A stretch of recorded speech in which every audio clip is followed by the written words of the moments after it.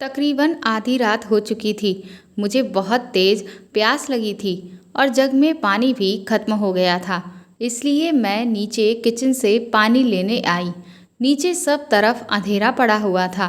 Kitchen से पानी लेकर मैं जैसे ही अपने कमरे में जाने के लिए सीढ़ियों पर गई, तभी मुझे मामी के कमरे से बहुत ही अजीब सी आवाज़ें सुनाई देने लगीं। मैंने जब उनके कमरे की तरफ देखा तो दरवाज़ा हल्का सा खुला हुआ था, जहाँ से रोशनी आ रही थी। मैं चुपके से दरवाजे के पास गई और जब मैंने अंदर झांक कर देखा तो मेरे होश उड़ चुके थे। मामी की आहें भरने की आवाज़ें साफ मेरे कानों में सुनाई दे रही थीं और उस वक्त मैंने उन्हें जिस अवस्था में देखा, मेरे होश उड़ चुके थे। अब तक पति पत्नी के बीच किस तरह के रिश्ते होते हैं, इसके बारे में मैंने थोड़ा बहुत ही सुन रखा था, लेकिन आज जो मैं अपनी आंखों के सामने देख रही थी, मुझे उस पर यकीन ही नहीं हो रहा था। मुझे नहीं पता था कि पति पत्नी के दरमियान ऐसा भी होता है। ये सब देखकर मेरी खुद की सांसें भी चढ़ने लगी थीं। अभी मैं ये सब देख ही रही थी कि फिर तो चंद मिनट में उस कमरे में एक भयानक तूफान सा आ गया। मामा ने मामी के मेरा नाम मीनाक्षी है। मैं 17 साल की एक बेहद खूबसूरत लड़की हूँ। मेरा जन्म एक भरे पूरे परिवार में हुआ है। मेरी दादी, मेरे ताऊ ताई, उनके बेटा बेटी, मैं और मेरे मम्मी पापा, हम सब लोग एक साथ एक ही छत के नीचे रहते हैं। हालांकि जैसा हर बड़े परिवार में होता है कि अगर लोग लंबे समय तक साथ रहते हैं तो उनमें लड़ाई झगड़ा होने शुरू हो जाते हैं, ठीक उसी तरह से मेरे परिवार में भी अक्सर मेरी माँ और मेरी ताई के बीच में लड़ाइयाँ होने लगती हैं। लेकिन कहते हैं ना कि जहाँ चार बर्तन होंगे तो वह आपस में खटकेंगे ही। इसलिए इन सब बातों को हम में से कभी कोई दिल पर नहीं लगाता। गुस्से में आकर कई बार माँ और ताई ने अपना ये फैसला भी सबको सुनाया कि वह अलग रहना चाहती हैं, लेकिन ना तो उनके फैसले को मेरे पापा ने कभी माना और ना ही कभी मेरे ताऊ ने। और अगर वह लोग मान भी जाते तो भी ऐसा कुछ हो ही नहीं सकता था, क्योंकि मेरी दादी बहुत ही सख्त मिजाज की थी और घर में हर कोई उनसे बहुत डरता था। मेरे घर में मेरी दादी का ही राज चलता था और उनके रहते हुए हमारे घर का बंटवारा कभी भी नहीं हो सकता था। मेरी माँ और मेरी ताई के बीच में भले ही कितनी ही लड़ाइयाँ क्यों ना हो, लेकिन हम बच्चों के बीच में कभी भी अपनी माँओं के इस बर्ताव को लेकर आपसी मनमुटाव नहीं हुआ। मेरी ताई के 2 बच्चे हैं, एक बेटा और एक बेटी। ताई की बेटी का नाम सलोनी है और बेटे का नाम बिपिन। हम भाई बहनों में बहुत लगाव है। जिंदगी इसी तरह से अच्छी बीत रही थी और जैसे जैसे हम बड़े हो रहे थे, हम अलग तरह के परिवर्तनों को महसूस कर रहे थे। अब मेरे और सलोनी दीदी के बीच में और भी ज़्यादा पटने लगी थी, क्योंकि वह मुझसे सिर्फ 3 साल ही बड़ी थी और वह अपने कॉलेज में होने वाली ढेर सारी बातों को जब भी मुझसे शेयर करती थी तो मुझे उन्हें सुनने में बड़ा ही मज़ा आता था। वह वहाँ पर होने वाली अलग अलग तरह की हरकतों के बारे में बताती थी और फिर अपनी उम्र के इस दहलीज पर लड़के और लड़कियाँ किस तरह से एक दूसरे को देखकर मोहित होते हैं, इन सब बातों के बारे में सुन सुनकर मुझे भी बड़ा मज़ा आता था। इधर मैं भी अब कॉलेज में जाने की तैयारी करने लगी थी। कॉलेज में पढ़ने को लेकर मैं बहुत ज़्यादा उत्साहित थी, क्योंकि पहले ही सलोनी दीदी के मुंह से वहाँ की तरह तरह की चर्चाओं को सुनकर मेरे अंदर लड्डू फूट रहे थे और कॉलेज लाइफ को जीने के लिए मैं बहुत ज़्यादा बेताब थी, क्योंकि वहाँ स्कूल की तरह कोई भी पाबंदियाँ नहीं होती हैं। जब मन चाहा तब कॉलेज चले गए और जब अपना क्लास लेना चाहा तब ले लिया और फिर घर वापस आ गए। उसके अलावा सबसे बड़ी बात ये थी कि वहाँ पर हम अपने मन चाहे कपड़े पहन सकते थे। वहाँ कोई ड्रेस कोड नहीं था जो हर रोज़ हमें वही घिसी पिटी ड्रेस पहनने को मिले, बल्कि हम हर रोज़ सज धज कर वहाँ पर जा सकते थे। सलोनी दीदी ने जब कॉलेज में एडमिशन लिया था तो उन्होंने भी कॉलेज जाने के लिए अपने लिए एक से एक नए तरह के सूट सिलवा लिए थे और वह खूब अच्छे से तैयार होकर कॉलेज जाया करती थीं। उन्हें देखकर मेरा भी बहुत मन करता था कि ना जाने मैं कब कॉलेज जाऊंगी और इसी तरह से हर रोज़ अच्छे से तैयार होकर वहाँ खूब मस्ती करूंगी। विपिन भैया की पढ़ाई पूरी हो चुकी थी और वह नौकरी की तलाश कर रहे थे। इधर सलोनी दीदी के लिए लड़के भी देखे जा रहे थे। हालांकि सलोनी दीदी ने मुझे बताया था कि वह कॉलेज में एक लड़के को पसंद करती हैं, लेकिन अभी उनके रिश्ते में इतनी गहराई नहीं है कि बात शादी तक पहुँचे। इसीलिए जब उनके लिए लड़का देखा जा रहा था तो उन्होंने घर वालों से कुछ भी नहीं कहा। ये सब देखकर मेरा भी दिल करता कि कोई हो जिसके साथ मैं भी अपना समय बिताऊं, जिसे मैं अपना कह सकूं। शायद ये उम्र ही ऐसी होती है जिसमें इस तरह की भावनाएं अपने उफान पर होती हैं। जब भी मैं अपने आसपास किसी लड़की की शादी होते हुए देखती या लोगों को प्रेम के बंधन में बंधे देखती तो मैं भी ऐसी ही जिंदगी जीना चाहती थी। जल्द ही सलोनी दीदी के लिए एक बहुत ही अच्छा लड़का मिल गया और घर वालों ने उनकी धूमधाम से शादी कर दी। शादी के बाद वह बहुत खुश थीं। शादी से जुड़ी हुई वह तमाम बातें मुझे बताती रहती थीं। उनकी बातें सुनकर मैं मन ही मन शर्माती रहती थी। हमारे बीच में किसी भी बात का कोई पर्दा नहीं था, क्योंकि हम शुरू से ही एक दूसरे से हर तरह की बातें शेयर करते थे। इसीलिए शादी के बाद भी वह अपनी बहुत सारी बातें मुझसे आराम से शेयर कर लेती थीं। हालांकि कुछ बातें मैंने ऐसी भी सुन रखी थीं जिन्हें सुनकर मुझे थोड़ा डर भी लगता था, जिनके बारे में सोचकर यही लगता कि क्या सच में ऐसा भी होता है? क्या कोई पति अपनी पत्नी के साथ इस तरह से भी कर सकता है? लेकिन फिर भी मैं उन बातों को अपने दिमाग से झटक देती थी और अपने खूबसूरत सपनों की दुनिया में खो जाया करती थी। कॉलेज में एडमिशन लेने के तकरीबन 3 महीने बाद हम सभी बच्चों को प्रोजेक्ट्स बनाने के लिए दिए गए। मैं पढ़ने में शुरू से बहुत ही होशियार थी, इसीलिए वहाँ के सभी प्रोफेसर्स मेरी बहुत तारीफ करते थे। हर एक प्रोजेक्ट को 2 लोगों के बीच में बांटा गया था ताकि उसे 2 लोग मिलकर तैयार कर सकें। इन 3 महीनों में कॉलेज में मेरी किसी से भी कोई खास दोस्ती नहीं हुई थी, क्योंकि भले ही मैं वहाँ के माहौल को लेकर पहले से ही बहुत ज़्यादा खुश थी, लेकिन वहाँ पहुँचकर एक अजीब सा डर भी मुझे लगा रहता था। इसीलिए मैं ज़्यादातर सिर्फ अपना ध्यान पूरी तरह से पढ़ाई पर ही रखती थी और बाकी किसी भी चीज़ से कोई मतलब नहीं रखती थी। ना ही किसी से ज़्यादा बातचीत करती थी और कौन क्या कर रहा है इससे भी मुझे कोई लेना देना नहीं था। इसीलिए अब तक वहाँ पर मेरी किसी से कोई खास दोस्ती नहीं थी। बस कुछ एक लड़कियों से ही ठीक ठाक बोलचाल थी और लड़कों से भी मैं बस दूर ही रहती थी। सिर्फ दूसरों की अफवाहों को सुन सुनकर ही मज़े लेती रहती थी। मेरे प्रोजेक्ट्स में मेरा पार्टनर अभय को बनाया गया। प्रोजेक्ट बनाने के दौरान मेरी और अभय की बहुत अच्छी दोस्ती हो गई थी। धीरे धीरे मुझे ये एहसास होने लगा कि मैं अभय से प्यार करने लगी हूँ। अभय एक बहुत ही अच्छा लड़का था। वह मुझे बहुत ही सुलझा हुआ इंसान लगता था। इसी तरह से धीरे धीरे 1 साल बीत गया और मेरा प्यार उसके लिए बढ़ता ही चला गया। अभय पढ़ने में एक औसतन इंसान था, इसीलिए जब फर्स्ट ईयर में उसके मार्क्स कम आए तो उसने पढ़ाई में मुझसे मदद मांगी और मैं भी उसे पूरे दिल से अच्छे से हर सब्जेक्ट को लेकर तैयार करने में मदद करने लगी, जिसका नतीजा ये हुआ कि अगली बार जो एग्ज़ाम्स हुए उनमें अभय के मार्क्स बहुत ही अच्छे आए थे, जिस वजह से मैं भी बहुत खुश थी और अभय भी।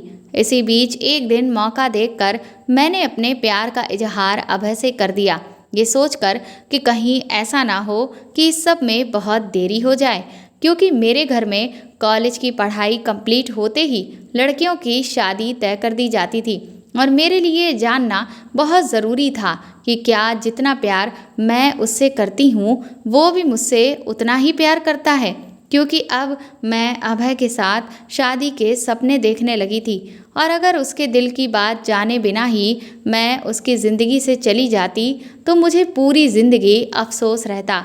इसलिए मैं ये गलती नहीं करना चाहती थी। मैंने जब अभय को अपने दिल की बात कही तो उसने भी मुझे अपने दिल का सारा हाल बयां कर दिया। मैं उस वक्त खुशी से फूली नहीं समा रही थी जब अभय ने भी यही कहा कि वह मुझसे बहुत प्यार करता है। इसके बाद हमारा रिश्ता और परवान चढ़ने लगा। मैंने सोच लिया था कि मैं अपने घर में सही समय आने पर अभय के बारे में बात करूंगी ताकि जल्द से जल्द हम दोनों की शादी हो जाए। इसलिए एक दिन मैंने ऐसे ही बातों में अभय से ये बात कही कि मैं जल्द ही अपने घर वालों से तुम्हारे और मेरे रिश्ते के बारे में बात करूंगी। उस वक्त ना जाने क्यों, लेकिन उसने मेरी किसी भी बात का कोई जवाब नहीं दिया और वह वहाँ से उठकर चला गया। इससे मुझे समझ में नहीं आया कि आखिर अभय के दिल में चल क्या रहा है। उस दिन के बाद से अभय ने मुझसे धीरे धीरे दूरियां बनाना शुरू कर दी, जिसकी वजह से मैं बहुत परेशान रहने लगी थी। इधर सलोनी दीदी का मेरे पास लगभग हर रोज़ फ़ोन आता था और जब उन्होंने मेरी आवाज़ से ही ये पहचान लिया कि मैं कुछ परेशान हूँ तो उनके कई बार पूछने पर मैंने उन्हें सब कुछ बता दिया। इस पर दीदी ने कहा कि मुझे इस सब में इतनी जल्दबाजी नहीं करनी चाहिए, क्योंकि कई बार सामने वाला हमें सिर्फ अपने टाइम पास के लिए इस्तेमाल कर रहा होता है। मैंने सलोनी दीदी से कहा कि अभय ऐसा लड़का बिल्कुल भी नहीं है, वह बहुत अच्छा है और वह सच में मुझे बहुत प्यार करता है। पर दीदी ने कहा कि जब हम किसी को अपना मानते हैं तो हम उसे शक की निगाह से बिल्कुल भी नहीं देख पाते हैं, क्योंकि हम उस पर बहुत भरोसा कर रहे होते हैं। इस वजह से जो हकीकत होती है वह हमें दिखाई नहीं देती। इसलिए बेहतर यही होगा कि पहले तुम उसके दिल में क्या चल रहा है ये अच्छे से टटोल लो और उसके बाद ही इस रिश्ते को लेकर आगे घर में बात करना, वरना कहीं ऐसा ना हो कि तुम ये सब करके अपने लिए ही एक नई मुसीबत खड़ी कर लो। सलोनी दीदी की इस बात ने मेरे दिलो दिमाग पर एक गहरी छाप छोड़ी थी। इसलिए मैंने सोच लिया था कि मैं इस बारे में अब अभय से साफ साफ बात करूंगी। लेकिन तभी अचानक मेरी तबीयत कुछ दिनों तक खराब रही, जिस वजह से मैं कुछ हफ्तों तक कॉलेज ही नहीं जा पाई। इस बीच में मैं ये देखकर बहुत हैरान थी कि मैं इतने दिन तक कॉलेज नहीं गई, लेकिन अभय ने एक बार भी फ़ोन करके मुझसे ये तक नहीं पूछा कि मैं आखिर कॉलेज क्यों नहीं आ रही हूँ। इस सब से मुझे बहुत दुख हो रहा था, लेकिन फिर भी मैं एक उम्मीद अपने दिल में लगाए बैठी थी और ख़ुद को तरह तरह की तसल्लियाँ दे रही थी कि हो सकता है वह भी इस वक्त कॉलेज ना आ रहा हो, इसीलिए उसे मेरे आने या ना आने का कुछ भी पता ही ना हो। खैर 2 हफ्ते के बाद जब मेरी तबीयत कुछ ठीक हुई तो मैं बहुत ही उत्साहित होकर कॉलेज पहुंच गई, क्योंकि मैं अभय से मिलने के लिए बेकरार थी। उस दिन जब वह मुझे क्लासरूम में नहीं दिखाई दिया तो मैं सीधा कैंटीन पहुंच गई, पर कैंटीन में भी अभय मुझे जब कहीं नहीं दिखा तो मैंने उसके दोस्तों से पूछा तो उसके एक दोस्त ने मुझे बताया कि अभय क्लासरूम के पीछे जो छोटा सा गार्डन है वहाँ पर बैठा हुआ है। जब मैं वहाँ पहुँची तो वहाँ का नज़ारा देखकर मैं दंग रह गई, क्योंकि वहाँ अभय एक दूसरी लड़की के साथ बैठा हुआ था और वह जिस तरह से बैठे थे वह सब देखकर मेरा दिल चीख चीख कर रोने को कर रहा था। इससे पहले कि मैं आगे बढ़कर उससे कुछ कहती, तभी मैंने अभय के मुंह से जो बात सुनी उसने मुझे एक जगह पर जमा कर रख दिया था। अभय उस लड़की के सामने मेरा ही मजाक उड़ा रहा था और कह रहा था कि मैंने तो सिर्फ इसलिए मीनाक्षी से नज़दीकियां बढ़ाई ताकि एक तो प्रोजेक्ट्स में मेरे सबसे अच्छे नंबर आ सकें और दूसरा मैं पढ़ाई में उससे मदद ले सकूं। बिना ये सब किए हुए वह लड़की मेरी पढ़ाई में कभी भी इतनी मदद नहीं करती और मेरे इतने अच्छे नंबर कभी नहीं आते। बस इसीलिए मैं उसके इतना करीब गया, वरना वह तो इस काबिल भी नहीं कि उससे अभय की दोस्ती तक नसीब हो। ये कहते हुए वह बड़े ही घमंड में जोर से हंसा। ये सब देखकर मेरी आंखों से आंसू रुकने का नाम तक नहीं ले रहे थे। मैं तुरंत ही उल्टे पैर वहाँ से बाहर लौट आई और घर आकर मैं फूट फूट कर खूब रोई, इतना कि मेरी आंखें सूज चुकी थीं। घर वाले भी मेरी ऐसी हालत देखकर बहुत परेशान थे, तो मैंने उनसे बहाना बना दिया कि मेरी तबीयत अभी कुछ खास ठीक नहीं हुई है, बस इसी वजह से मेरी आंखें सूज गई हैं। लेकिन जब शाम को सलोनी दीदी का फ़ोन आया तो मैंने उन्हें सब कुछ बता दिया। इस पर दीदी ने कहा कि मैंने तुमसे पहले ही कहा था कि लोग अक्सर अपने फ़ायदे के लिए दूसरों की भावनाओं का मजाक उड़ाते हैं। बहुत कम ही लोग इस दुनिया में हैं जो वह दूसरों की भावनाओं की कदर करें। पर सलोनी दीदी ने कहा कि तुम बहुत लकी हो मीनाक्षी, जो तुम्हें बहुत पहले ही उस लड़के की सच्चाई पता चल गई। तुम्हें भले ही इस वक्त बुरा लग रहा होगा, लेकिन ये तुम्हारी खुशनसीबी है कि तुम एक बुरे इंसान से बच गई हो। अगर तुम्हारी उससे शादी हो जाती तो वह तुम्हारी ज़िंदगी बर्बाद कर देता। तुम्हें जो तकलीफ़ें होती वह ना झेलने के काबिल होती। तुम्हें नहीं पता शादी के बाद लड़कियों को क्या क्या झेलना होता है, और फिर एक बार अगर शादी हो जाती है तो फिर घर वाले भी कुछ खास मदद नहीं कर पाते। इसीलिए जो हुआ अच्छे के लिए हुआ। तुम्हें अब अपनी पढ़ाई पर ध्यान देना चाहिए और आगे बढ़ना चाहिए। सलोनी दीदी की बातों से मुझे थोड़ी तसल्ली तो मिली थी, लेकिन फिर भी अभय ने मेरे साथ जो कुछ भी किया था वह सब मैं भूल नहीं पा रही थी। इसके बाद मैंने कॉलेज जाना बहुत ही कम कर दिया था। जब भी कॉलेज जाती थी तो बस अपने लेक्चर्स अटेंड करने के बाद मैं सीधा घर आ जाती थी। अभय ने ये जब नोटिस किया कि अब मैं उसकी पढ़ाई में कोई भी मदद नहीं कर रही हूँ, तो वह फिर से पहले की तरह ही मेरे सामने अपना झूठा चेहरा लेकर मुझे फंसाने के लिए आ जाता था। लेकिन मैंने भी फैसला कर लिया था कि अब मैं इस इंसान से कोई भी मतलब नहीं रखूँगी।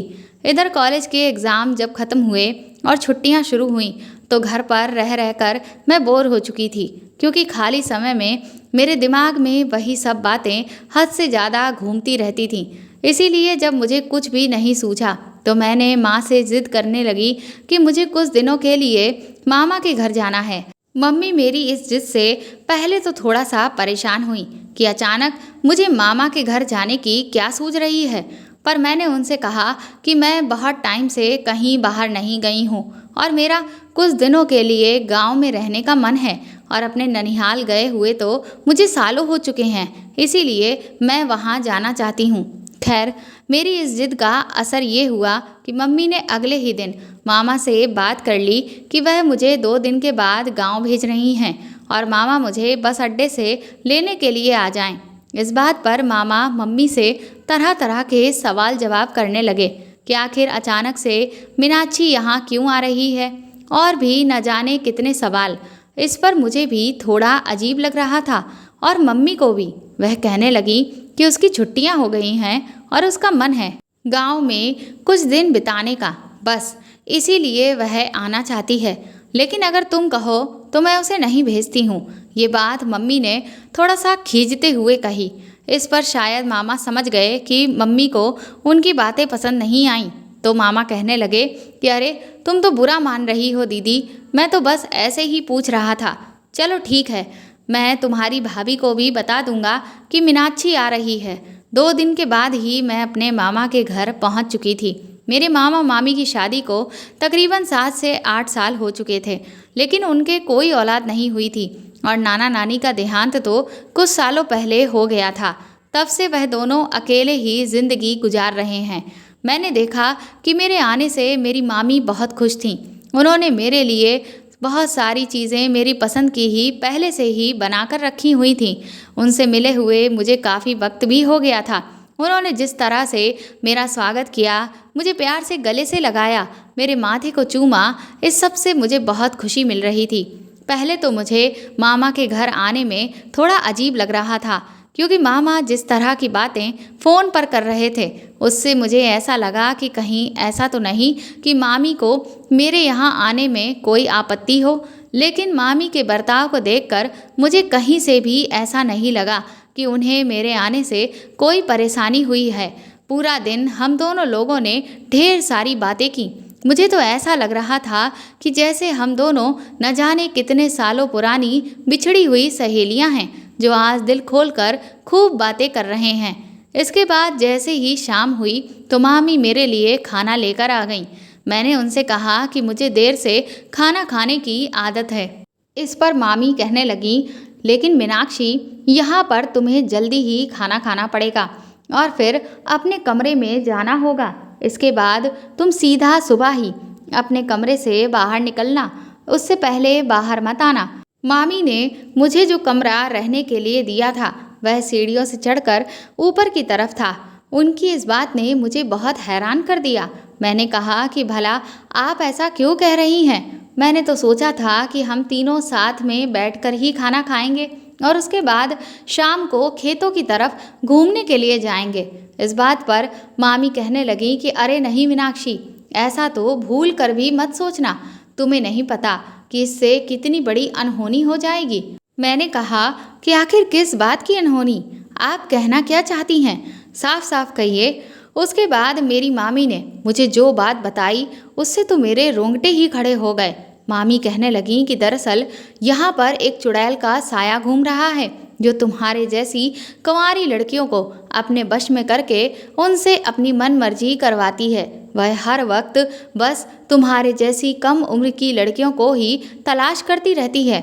इसीलिए शाम ढलते ही यहाँ की सारी कुंवारी लड़कियाँ अपने घरों में कैद हो जाती हैं और गलती से भी घर से बाहर कदम नहीं निकालती। इसीलिए तुम्हें भी मैं अपने कमरे में रात होने से पहले भेज रही हूँ, क्योंकि मैं नहीं चाहती कि तुम किसी भी तरह की मुसीबत में पड़ो। मामी की इस बात ने तो मेरे पसीने ही छुड़ा दिए थे। मेरा गला प्यास से बुरी तरह से सूखने लगा। मुझे भूत प्रेत चुड़ैल इन सब चीज़ों से बहुत डर लगता था।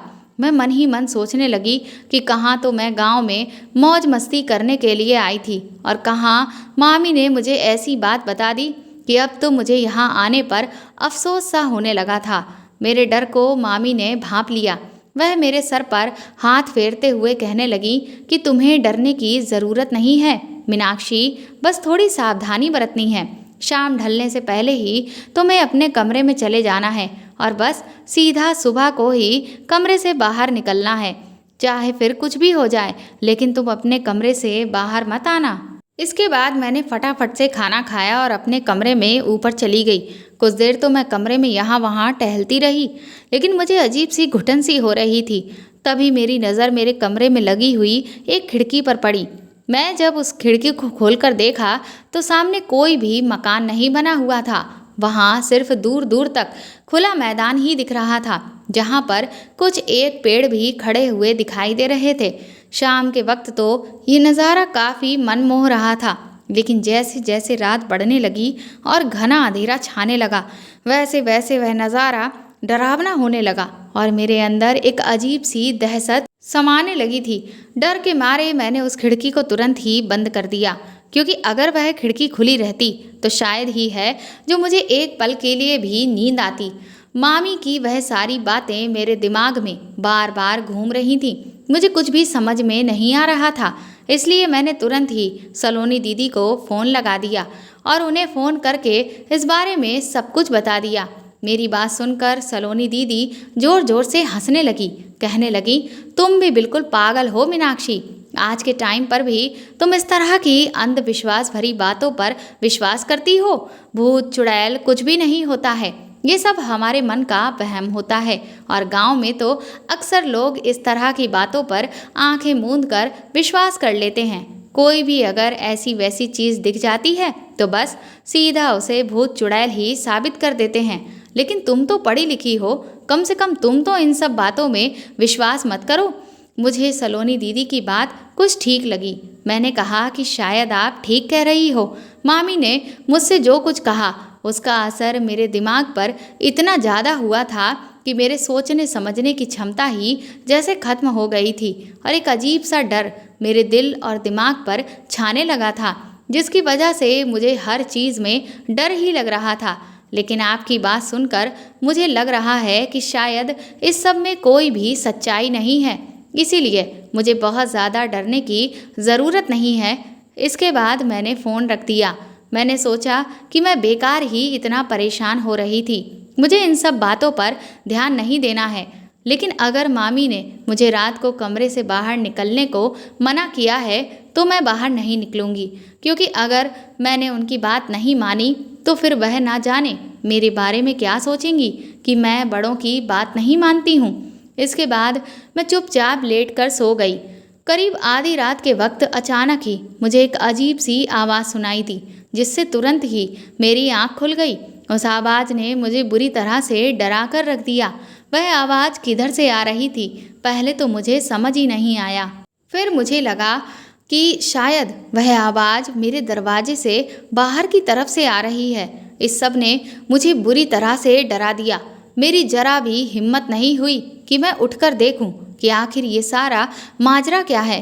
मैंने अपनी चादर में ही दुबक गई थी और अपनी आंखें कसकर बंद कर ली। फिर ना जाने कब मेरी आंख लग गई। जब मैं सुबह उठी और मुझे रात का वह पूरा वाकया याद आया तो मैं एक बार फिर से घबरा गई। पहले मैंने सोचा कि मैं इस बारे में मामी को बताती हूँ, लेकिन फिर मैंने सोचा कि अगर मैं उनसे कुछ कहूँगी तो फिर वह यही कहेंगी कि देखो, मैंने तुमसे कहा था कि वह साया यहीं कहीं घूमता है। और फिर तो वह और ज़्यादा इन सब बातों पर पक्का यकीन करने लगेंगी। ये सोचकर मैंने मामी से कुछ भी नहीं कहा। धीरे धीरे दिन यूं ही बीत रहे थे। मामी मुझे दिन में तो कुछ जगहों पर घुमाने के लिए ले जाती थीं, लेकिन शाम होते ही सीधा मुझे मेरे कमरे में भेज देती थीं। मेरे मामा बहुत कम ही बातचीत किया करते थे। ये देखकर मुझे थोड़ा अजीब भी लगता था, क्योंकि मेरी मम्मी और मेरी मौसियाँ तो बहुत ज़्यादा बातूनी हैं, लेकिन शायद मेरे मामा का स्वभाव उन सब से अलग था, इसीलिए वह ऐसे थे। लेकिन खैर, मेरी मामी बहुत अच्छी थीं। उनके साथ मुझे वक्त का पता ही नहीं चलता था। फिर एक रात मुझे फिर से ठीक वैसी ही आवाज़ सुनाई दी। इस बार मैंने अपने अंदर थोड़ी हिम्मत जुटाई और सोचा कि मैं उठकर देखूं कि आखिर ये आवाज़ कहाँ से आ रही है। मैं धीरे धीरे कदमों से चलती हुई अपने कमरे के दरवाजे तक पहुंची और जैसे ही दरवाज़ा खोलने के लिए मैंने अपना हाथ आगे बढ़ाया, वैसे ही एक बड़ी ही तेज़ धड़ाम की आवाज़ आई, जिससे मैं बुरी तरह से घबरा गई और मैंने अपना हाथ पीछे कर लिया। आखिर यह आवाज़ कैसी थी? पहले तो मुझे कुछ भी समझ में नहीं आया। घबराहट के मारे मेरे दिल की धड़कनें बुरी तरह से बढ़ चुकी थीं और मुझे सांस लेने में तकलीफ होने लगी थी। इसलिए मैंने तुरंत ही जाकर अपने कमरे की उस खिड़की को खोल दिया जो पीछे मैदान में खुलती थी। अभी मैंने उस खिड़की को खोला ही था कि तभी मुझे बाहर चांद की रोशनी में एक काला साया आगे की तरफ बढ़ता हुआ दिखाई दिया। ये देखकर मेरी आंखें फटी की फटी रह गईं। इससे पहले कि मैं अभी और कुछ सोच समझ पाती कि तभी मुझे एक दूसरा साया भी नजर आया। मुझे कुछ समझ नहीं आ रहा था कि आखिर ये हो क्या रहा है। वह दोनों साए आगे बढ़ते चले जा रहे थे। वह कहाँ जा रहे थे और वह कौन थे, मुझे कुछ भी नहीं पता था। लेकिन इतनी रात को आखिर इस खुले मैदान से होते हुए वह कौन लोग हैं जो आगे बढ़ रहे हैं और आखिर वह किधर जा रहे हैं। कुछ देर के बाद वह साए मेरी आंखों से बिल्कुल ओझल हो गए। मैंने कमरे की खिड़की बंद कर दी और चुपचाप जाकर अपने बिस्तर पर लेट गई। अब मुझे कुछ समझ नहीं आ रहा था कि मैं अपनी मामी की बात पर विश्वास करूं या फिर सलोनी दीदी की। एक बार को तो मेरा जी चाहा कि मैं सुबह मामी से बोल दूं कि मैं वापस घर जाना चाहती हूँ, लेकिन दूसरी तरफ मैं ये भी सोच रही थी कि मैं इतनी भी डरपोक नहीं हूँ कि इन सब चीज़ों से डरकर इस तरह से यहाँ से भागकर चली जाऊँ। और फिर आखिर ये पहेली क्या है, इसको भी अब मैं सुलझाना चाहती थी। क्या वाकई में जो मामी कह रही हैं वह सच है या फिर कोई है जो सारे गांव वालों को बेवकूफ़ बना रहा है। अगले दिन जब मैं सुबह सोकर उठी और नीचे मामी के पास किचन में आई तो मैंने देखा कि मामी की तबीयत मुझे कुछ ठीक नहीं लग रही थी। उनकी आंखें काफ़ी सूजी हुई थीं और उनके हाथों पर भी कुछ अजीब से निशान थे। मैंने उनसे पूछा कि आखिर ये सब क्या है, तो वह कहने लगी कि रात में जब वह बाहर दरवाज़ा बंद करने के लिए गईं तभी उन्हें वह चुड़ैल दिखाई दी थी, जिसकी वजह से वह डरकर अचानक ही भागी और उनका पैर फिसल गया और वह गिर गईं, जिससे उन्हें ये खरोंचें आ गई हैं। मामी के मुंह से ये बात सुनकर मैं एक बार फिर से घबरा गई और मुझे रात में दिखने वाले वह दो साए फिर से याद आने लगे। पहले तो मेरा मन किया कि मैं मामी से कहूँ कि मैंने भी रात में खिड़की से इस तरह के कुछ साए देखे थे, लेकिन फिर मैंने सोचा कि मेरा ऐसा कहने से कहीं ये बात और ना बिगड़ जाए, कहीं मामी और भी ज़्यादा ना डर जाएं। मैंने मामी से कहा कि भूत चुड़ैल कुछ भी नहीं होता है मामी, ये सब आपका वहम है। मामी कहने लगी, नहीं मीनाक्षी, मैं सच कह रही हूँ, वरना देखो मुझे ये चोट आखिर कैसे लगती। मैंने कहा कि मामी, आपने हो सकता है कुछ और देख लिया हो और ये चोट तो आपको आपके डर की वजह से लगी है। आप डर कर भागी और आपका पैर फिसल गया, बस और कुछ नहीं। मामी ने कहा कि तुम मेरी बात मानो या ना मानो, लेकिन जो मैं कह रही हूँ वह बिल्कुल सच है। उसी दिन की रात को मुझे बहुत तेज प्यास लगी। जब मैंने उठकर जग में पानी देखा तो वह तो खत्म हो चुका था। पहले तो मैंने सोचा कि पानी लेने नहीं जाती हूँ, लेकिन फिर मैंने खुद को समझाया कि मुझे इतना नहीं डरना चाहिए। इसीलिए मैं चुपके से नीचे पानी लेने चली गई। सोचा कि धीरे से पानी लेकर वापस आ जाऊंगी, क्योंकि अगर मामी को पता चल जाता तो वह मुझ पर बहुत गुस्सा करती। मैं अभी किचन से पानी लेकर वापस लौट ही रही थी कि तभी मुझे मामी के कमरे से अजीब सी आवाज़ें सुनाई दी। उनके कमरे का दरवाज़ा बिल्कुल हल्का सा खुला हुआ था। मुझसे रहा नहीं गया और मेरे कदम खुद ब खुद उनके कमरे की तरफ बढ़ गए। मैं जैसे ही उनके कमरे के पास पहुंची तो वहां का नज़ारा देखकर मेरे होश उड़ चुके थे। मामी उस वक्त ज़मीन पर बैठी हुई थी और वह पूरी तरह से हाँफ रही थी। उनके सारे बाल भी बिखरे हुए थे। इसके बाद मैंने आगे जो कुछ भी देखा उससे मेरे होश उड़ गए।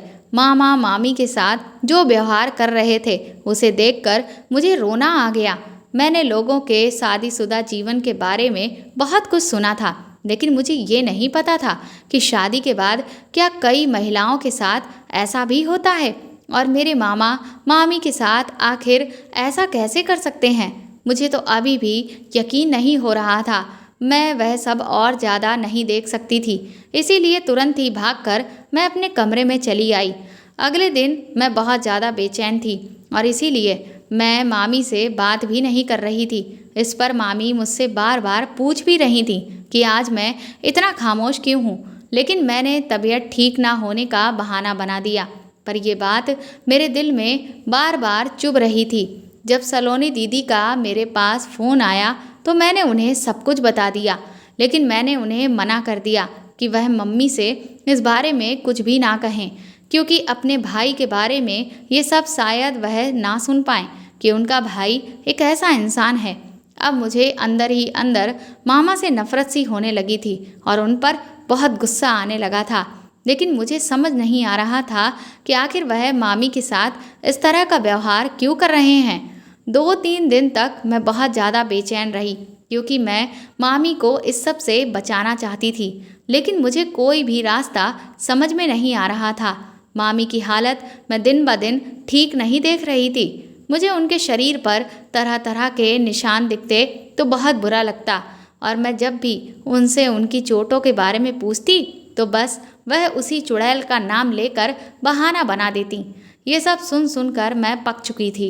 इसीलिए एक दिन मैंने गुस्से में उनके सामने मैं फट पड़ी और मैंने उस दिन जो कुछ भी देखा था वह सब कुछ मामी के सामने बोल दिया। इस पर मामी अपने आंसुओं को रोक ना सकी और मेरे सामने बुरी तरह से रोने लगी और हाथ जोड़कर माफ़ी मांगने लगी कि मीनाक्षी, मैंने अपने रिश्ते की लाज बचाने की खातिर तुम्हारे सामने चुड़ैल का साया भटकने का झूठा नाटक किया था, क्योंकि तुम्हारे मामा लगभग हर रोज़ मेरे साथ इस तरह का व्यवहार करते हैं और मैं नहीं चाहती थी कि तुम ये सब होते हुए देखो। इसीलिए मैंने चुड़ैल वाली बात तुम्हारे दिमाग में डाली ताकि तुम डर जाओ और गलती से भी नीचे उतर कर ना आओ। मैंने मामी से कहा कि लेकिन अब आपको ये सब बर्दाश्त करने की ज़रूरत नहीं है। हम मम्मी को इस बारे में सब कुछ बता देंगे और वह मामा को समझाएंगी। इस पर मामी कहने लगी कि तुम्हें इस बारे में किसी से कुछ भी कहने की ज़रूरत नहीं है और तुम फिक्र मत करो, बहुत जल्द तुम देखना सब कुछ ठीक होने वाला है। मैंने कहा कि लेकिन आखिर मामा आपके साथ ऐसा व्यवहार क्यों करते हैं। मेरे इस सवाल पर मामी एकदम से खामोश हो गईं। वह कहने लगी कि तुम अभी छोटी हो और इन सब बातों को नहीं समझोगी। मैंने उनसे कहा कि मैं इतनी भी छोटी नहीं हूँ। तो मामी कहने लगी, लेकिन मेरी बात समझने की कोशिश करो, मैं इस बारे में किसी से कुछ भी नहीं कहना चाहती हूँ। मामी की बात सुनकर मैं भी चुप हो गई, लेकिन मुझे अंदर ही अंदर ये बात खाए जा रही थी कि आखिर मामा मामी के साथ इस तरह का व्यवहार क्यों कर रहे हैं। आखिर इस सब के पीछे वजह क्या है और मामी को क्यों ऐसा लग रहा है कि सब कुछ ठीक होने वाला है।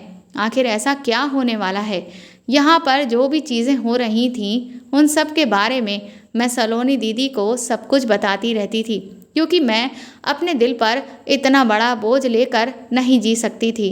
उसी रात को मुझे ऐसा महसूस हुआ कि जैसे नीचे वाला दरवाज़ा किसी ने खोला है, जिसकी आवाज़ सुनकर मैं तुरंत ही सीढ़ियों के पास पहुंची तो मैंने देखा कि मामा और मामी कहीं जा रहे थे।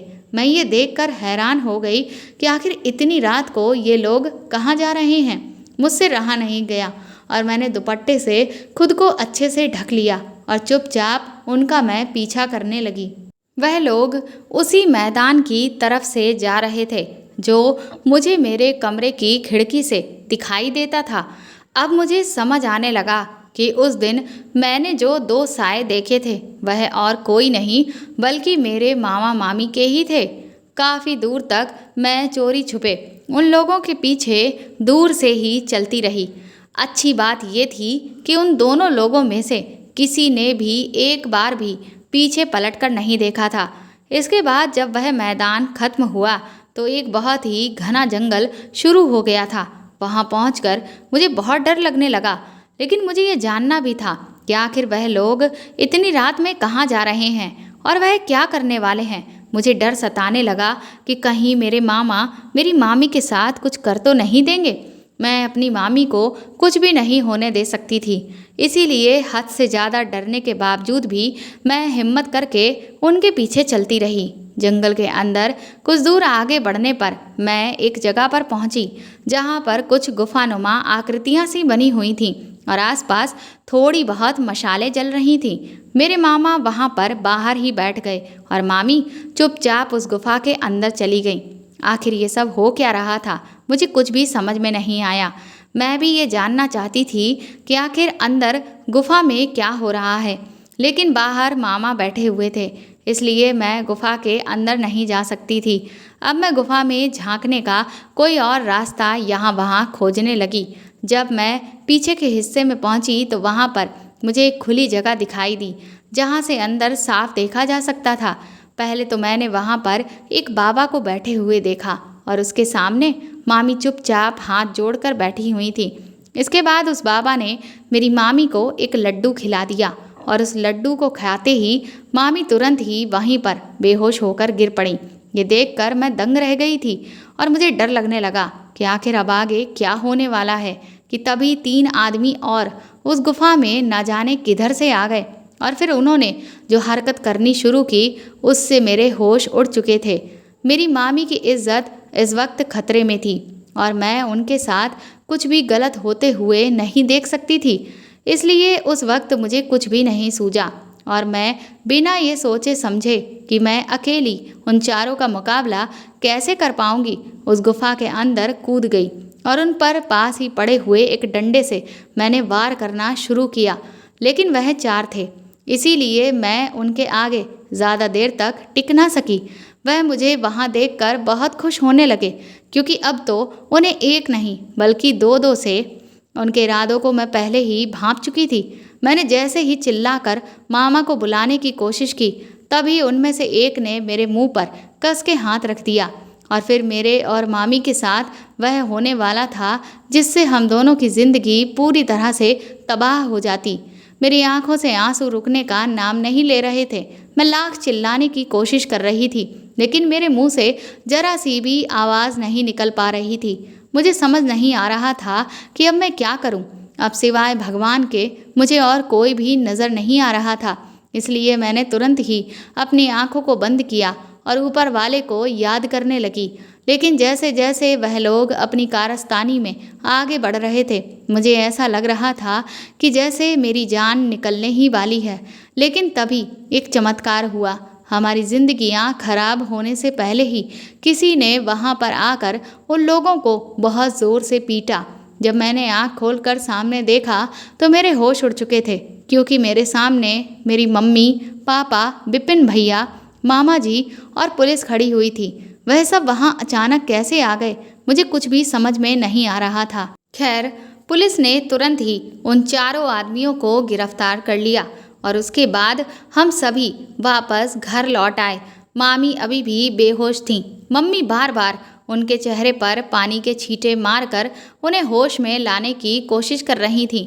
थोड़ी देर के बाद जब उन्हें होश आ गया तो सभी लोगों को वहां पर अचानक यूं देखकर वह भी सकते में आ गईं। मुझे भी अभी तक समझ नहीं आ रहा था कि वह लोग आखिर वहां कैसे आ गए। अभी मैं ये सब सोच ही रही थी कि तभी मम्मी ने मामा के मुंह पर एक खींचकर तमाचा मारा और उन्हें खूब खरी खोटी सुनाई। मामा शर्मिंदगी से अपनी नज़रें झुकाए खड़े हुए थे। मम्मी ने कहा कि मुझे शर्म आती है तुम्हारे जैसे इंसान को अपना भाई कहते हुए। मम्मी मामी पर भी बुरी तरह से चिल्लाने लगी कि तुमने भी मुझे कुछ भी नहीं बताया और इसीलिए बात आज यहाँ तक इतनी बढ़ चुकी थी। अगर हम लोग वहाँ सही समय पर नहीं पहुँचते तो तुम लोगों की जिंदगियाँ आज खराब हो चुकी होती। मुझे अभी भी कुछ भी समझ नहीं आ रहा था। मैंने मम्मी से कहा कि आखिर यहाँ पर हो क्या रहा है और आप अचानक वहाँ कैसे पहुँच गईं। इस पर मम्मी ने कहा कि कल शाम को ही सलोनी अपने ससुराल से घर आई हुई थी और उसने मुझे यहाँ पर जो कुछ भी हो रहा था उस सब के बारे में सब कुछ बता दिया। ये सब सुनकर मुझे बहुत फिक्र होने लगी, इसलिए मैंने तुम्हारे पापा और विपिन से यहाँ पर आने के लिए कहा। रास्ते में हमारी गाड़ी खराब हो गई जिसकी वजह से हमें यहाँ आते आते काफ़ी रात हो चुकी थी। जब हम रात में यहाँ घर पहुँचे तो देखा कि दरवाजे तो खुले पड़े थे। जब मैं अंदर इस कमरे में आई तो यहाँ कोई भी नहीं था। तुम्हारे पापा ने कहा कि हमें कुछ देर यहीं पर रुककर हम लोग इंतज़ार करते हैं, हो सकता है कि तुम लोग यहीं कहीं आसपास हो। मैं अभी बैठकर तुम लोगों का इंतज़ार कर ही रही थी कि तभी मेरी नज़र मंदिर के पास रखे हुए एक कलश पर गई। मम्मी ने उस कलश को उठाकर मुझे दिखाया। उस पर एक अजीब सा निशान गुदा हुआ था। मम्मी कहने लगी कि इस निशान को देखते ही मैं समझ गई कि आखिर यहाँ पर हो क्या रहा है और फिर मैंने तुरंत ही पुलिस को खबर दी और हम लोग वहाँ पर पहुँच गए। मैंने मम्मी से कहा कि लेकिन आखिर इस निशान का और मामी के वहाँ उस गुफा में जाने का इन सब का कनेक्शन क्या है। तो मम्मी मुझे बताने लगी कि दरअसल ये बात अभी की नहीं, आज से काफ़ी सालों पहले की है, जब मैं तकरीबन 10-11 साल की रही होंगी। उस वक्त हमारे गांव में एक बाबा आया हुआ था। गांव वाले उस बाबा पर अंधविश्वास करते थे और उसे चमत्कारी मानते थे। मेरी चाची जिन्हें कई सालों से बच्चे नहीं हो रहे थे तो वह उस बाबा के पास अपना इलाज कराने के लिए गईं। चाचा को भी यही लगा कि वह बाबा चमत्कारी है और उनके आशीर्वाद से उनकी सूनी गोद भर जाएगी, लेकिन ऐसा नहीं हुआ। वह बाबा ठग था। उसने मेरी चाची के साथ गलत किया। न सिर्फ उसने बल्कि उसके सभी साथियों ने। पहले तो उसने चाची को इस बात की धमकी दी कि अगर उन्होंने इस सब के बारे में किसी से भी कुछ भी कहा तो वह चाची को सब जगह पर बदनाम कर देंगे और गांव वाले भी बाबा की ही बात मानेंगे, क्योंकि गांव वाले उस पर अंधा विश्वास करते थे। लेकिन मेरी चाची ये सब कुछ बर्दाश्त ना कर सकी और उन्हें इस सब से गहरा सदमा लगा था। उन्होंने एक चिट्ठी लिखी जिसमें उन्होंने उस बाबा की एक एक काली करतूत के बारे में सब कुछ बता दिया और उसके बाद खुद की ज़िंदगी को ख़त्म कर लिया, जिसकी वजह से मेरे चाचा ने अपना दिमागी संतुलन खो दिया था और वह पूरी तरह से पागल हो गए थे। इधर जब ये घटना हुई तो गांव की कई महिलाओं ने अपनी चुप्पी तोड़ी और उन्होंने भी बाबा के बहुत सारे राज खोले, जिसके बाद से पुलिस को खबर कर दी गई। लेकिन इससे पहले कि पुलिस बाबा को पकड़ती वह यहाँ से 9-2-11 हो गया। इसके बाद हम लोगों को पता चला कि ये बाबा बहुत बड़ा फर्जी इंसान था। यह अब तक इसी तरह से ना जाने कितने ही कारनामे कर चुका था और ये इसका बहुत पुराना पेशा था। इस बाबा के पास जो भी इंसान जाता था उसे ये कलश देता था जिस पर इसी तरह का निशान बना होता था। मुझे ये निशान तब से ही याद था और जैसे ही मैंने इस निशान को आज यहाँ देखा तो मेरे होश उड़ चुके थे और मुझे ये समझते देर न लगी कि आज फिर से वही वाक़या दोहराया जाने वाला है जो इतने सालों पहले घटा था। इसीलिए बिना देरी किए हम तुरंत ही वहाँ पहुँच गए जहाँ इतने सालों पहले उस बाबा ने भी अपना डेरा जमाया हुआ था। मामी मम्मी के आगे हाथ जोड़कर रोने लगी, कहने लगी कि मैंने ये सब कुछ सिर्फ इसलिए बर्दाश्त किया ताकि मेरी गोद भी भर जाए। ये मुझे बहुत समय से उस बाबा के पास ले जाना चाहते थे, लेकिन मैं हर बार इनकार कर देती थी, जिसकी वजह से ये मुझ पर जुल्म कर रहे थे। फिर जब सब कुछ मेरी बर्दाश्त से बाहर हो गया तो मैं एक बार उनके साथ उस बाबा के पास चली गई। फिर उसने मुझे अपनी चिकनी चुपड़ी बातों में फंसा लिया और मुझे भी इस बात का यकीन दिला दिया कि मैं बहुत जल्द ही माँ बन जाऊंगी। मैं भी माँ बनने की उम्मीद में इस कदर अंधी हो गई थी कि मुझे इसमें कुछ भी गलत दिखाई नहीं दिया और इसीलिए आज एक बार फिर से मैं उनके साथ इस बाबा के पास चली गई और उसने जैसा कहा मैं चुपचाप वैसा करती रही। मम्मी ने मामा से चिल्लाते हुए कहा कि आज अच्छे से अच्छा इलाज अस्पतालों में मौजूद है, लेकिन तुमने डॉक्टर के पास जाने की जगह उस बाबा पर विश्वास किया। पढ़े लिखे होने के बावजूद भी तुम्हारी अकल पर पत्थर पड़ गए थे। इस पर मामी कहने लगी कि इन्होंने ये सब सिर्फ अपने अहंकार को संतुष्ट करने के लिए किया, क्योंकि जब मेरे कहने पर ये अस्पताल गए थे तो वहाँ जो रिपोर्ट्स आई थी उसमें कमी मुझ में नहीं बल्कि इनमें निकली थी, जिस बात को ये बर्दाश्त नहीं कर सके। और ये बार बार मुझे इस बात का यकीन दिलाते रहते थे कि सारे डॉक्टर्स और रिपोर्ट्स झूठी हैं, इनमें कोई कमी नहीं है बल्कि कमी मुझ में ही है और इसीलिए इलाज की ज़रूरत मुझे है। उसके बाद इन्हें कहीं से उस बाबा के बारे में पता चला और ये ज़बरदस्ती मेरा उससे इलाज करवाने के लिए कहने लगे। मामा को अपनी गलती का एहसास हो चुका था। उन्होंने हम सभी से माफ़ी मांगी। इसके बाद मम्मी, मामा और मामी को हमारे साथ लेकर वापस घर आ गईं। कुछ समय के बाद हमें पता चला कि वह बाबा उसी बाबा का बेटा था जिसने काफ़ी सालों पहले मेरी मम्मी की चाची के साथ भी यही सब किया था। उसने अपने ही पिता के नक्शे कदम पर चलकर लोगों को ठगना शुरू कर दिया था। इसके बाद 1 साल तक मामा का इलाज एक अच्छे डॉक्टर से कराया गया और आज मेरी मामी जुड़वा बच्चों की माँ बन चुकी हैं और वह दोनों बहुत खुश हैं। मेरी भी शादी हो चुकी है और मेरे पति मुझे बहुत प्यार करते हैं, लेकिन आज भी वह वाक़या मेरे जहन से बाहर नहीं निकलता है। उस दिन अगर सलोनी दीदी ने घर में सबको इसके बारे में ना बताया होता तो आज मैं और मामी वह ज़िंदगी कभी नहीं जी रहे होते जो आज हम जी पा रहे हैं। दोस्तों, आज भी हमारे समाज में ये मानसिकता इस कदर छाई हुई है कि पुरुषों में किसी भी प्रकार की कोई कमी नहीं हो सकती, जबकि ऐसा नहीं है। इस तरह की समस्याएं पुरुष हो या महिला किसी में भी देखी जा सकती हैं। इस तरह के फर्जी बाबा हमारी भावनाओं को हथियार बनाकर हमें ही निशाना बनाते हैं और हमसे अपनी मनमानी करवा के हमें हर तरह से ठग लेते हैं और हम बस अपनी उम्मीद के पूरा होने के चक्कर में कई बार अपनी और अपनों की जिंदगियां बर्बाद कर लेते हैं। हमें कभी भी इस तरह की बातों में विश्वास नहीं करना चाहिए, बल्कि जो समस्या है उसका सही समाधान ढूंढना चाहिए। तो दोस्तों, आपको मेरे द्वारा लिखी हुई ये कहानी कैसी लगी हमें कमेंट करके ज़रूर बताएं और प्लीज़ इस कहानी को ज़्यादा से ज़्यादा शेयर और लाइक करके मेरे चैनल को सपोर्ट करें। साथ ही अगर आप चाहें तो मुझे सुपर थैंक्स भी खरीद कर दे सकते हैं। सुपर थैंक्स का ऑप्शन आपको इस वीडियो के नीचे दिए हुए सभी ऑप्शंस में दिख जाएगा, जो कि हार्ट शेप में बने हुए डॉलर के साइन के तौर पर है। और अगर आप मेरे चैनल पर नए हैं तो सब्सक्राइब करके बेल आइकन को ज़रूर दबा दीजिएगा, ताकि आगे भी मैं आपको ऐसी ही अच्छी कहानियाँ सुनाती रहूँ। Thank you.